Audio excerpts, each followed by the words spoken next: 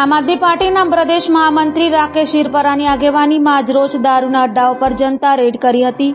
આ red Puna police ચોકી પાછળ ચાલતા દારૂના અડ્ડા પર કરાઈ હતી।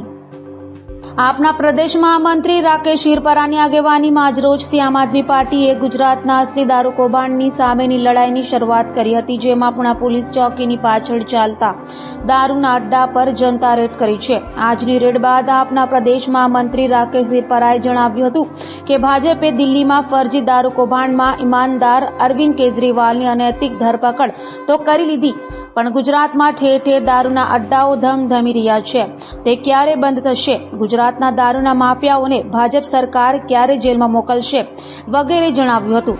આમ આદમી પાર્ટીના મહામંત્રી રાકેશ હિરપરાએ સુરતીજનોને જણાવ્યું હતું કે તમારી આસપાસ આવી દારૂની બધી ચાલતી હોય તો તેને ઉજાગર કરો અને જનતા રેડ કરો તેમ જણાવ્યું હતું।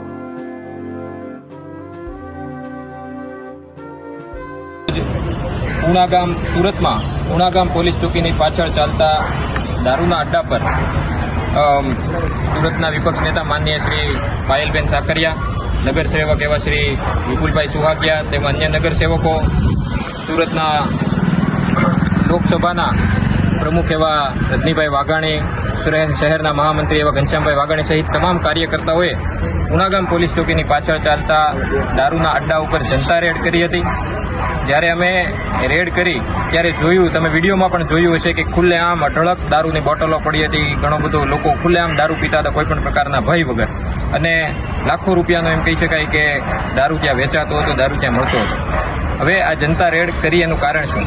આપણે સૌ જાણીએ છીએ કે છેલ્લા કેટલાક દિવસોથી, આમ તો ગણીએ છેલ્લા કેટલાક મહિનાઓથી ભાજપ દિલ્હીમાં ઊભા કરેલા એક નકલી, બનાવટી, નકલી, ફરજી શરાબ ગોટાળો કરીને આખા દેશને ગુમરાહ કરવાનું, ગેરમાર્ગે દોરવાનું કામ ભાજપની સરકાર કરે છે।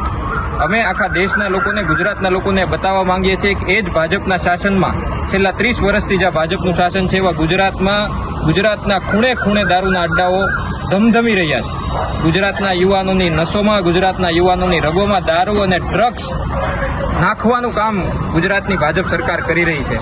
ત્યારે એક તરફ દિલ્હીનો નકલી, બનાવટી ઊભો કરેલો દારૂનો ગોટાળો છે, જેની રકમ છે માત્ર 100 કરોડ રૂપિયાને, એ પણ ખોટો આંકડો છે જે ભાજપે બનાવટી ઊભો કરેલો આંકડો છે।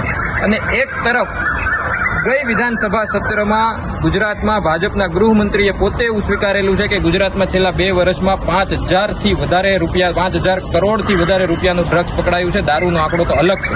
ગુજરાતમાં બાળકથી માંડીને આબાલ વૃદ્ધ સૌ જાણે છે કે ખુલ્લેઆમ એક જગ્યાએ એક વિસ્તારોમાં દારૂના અડ્ડાઓ ધમધમે છે। તમે દેશના લોકોને બતાવવા માંગીએ છીએ કે જે દિલ્હીમાં ભાજપના નેતાઓ બતાવી રહ્યા છે નકલી દારૂનો ગોટાળો છે, બનાવટી છે। દિલ્હીના શિક્ષિત, ઈમાનદાર અને ભણેલા ગણેલા મુખ્યમંત્રી અરવિંદ કેજરીવાલજીને ફસાવવા માટેનો આ દારૂનો ગોટાળો ઉભો કરેલો છે। જ્યારે ગુજરાતમાં ભાજપના શાસન હેઠળ છેલ્લા 30 વર્ષથી ખુલ્લેઆમ બેફામ દારૂનો વેપાર ચાલી રહ્યો છે, અને એનું એક નાનું એમથું એકદમ કીડીના પગ જેવું ડેમોન્સ્ટ્રેશન અમે લોકોને બતાવ્યું છે। આવનારા દિવસોમાં આમ આદમી પાર્ટી ગુજરાતના કાર્યકર્તાઓ ગુજરાતના તમામ વિસ્તારોમાં ચાલતા દારૂના અડ્ડાઓને એક્સપોઝ કરશે, એના ઉપર જનતા રેડ કરશે અને લોકોને બતાવશે કે અસલી દારૂનો ગોટાળો શું છે। ભાજપના રાજમાં, ભાજપના નેતાઓની રહેમ નજર હેઠળ માજી બુટલેગરના શાસનમાં જે ગુજરાતના યુવાનોની નસોમાં દારૂ અને ડ્રગ્સ નાખવાનું કામ જે ભાજપના નેતાઓ કરી રહ્યા છે એને એક્સપોઝ કરીશું। આવા દારૂના ગોટાળેબાજો પાસેથી, દારૂની કંપનીઓ પાસેથી, ડ્રગ્સની કંપનીઓ પાસેથી, ગૌમાંસ વેચતી કંપનીઓ પાસેથી, પાકિસ્તાનની કંપનીઓ પાસેથી ભાજપ છે એ દાન લે છે, ભાજપ છે એ ફંડ લે છે, અને એક તરફ દિલ્હીના શિક્ષિત, ઈમાનદાર, ભણેલા ગણેલા મુખ્યમંત્રીને જેલમાં નાખવાનું કામ કરે છે। આ વાત અમે ગુજરાતના તમામ લોકો સુધી લઈ જઈશું।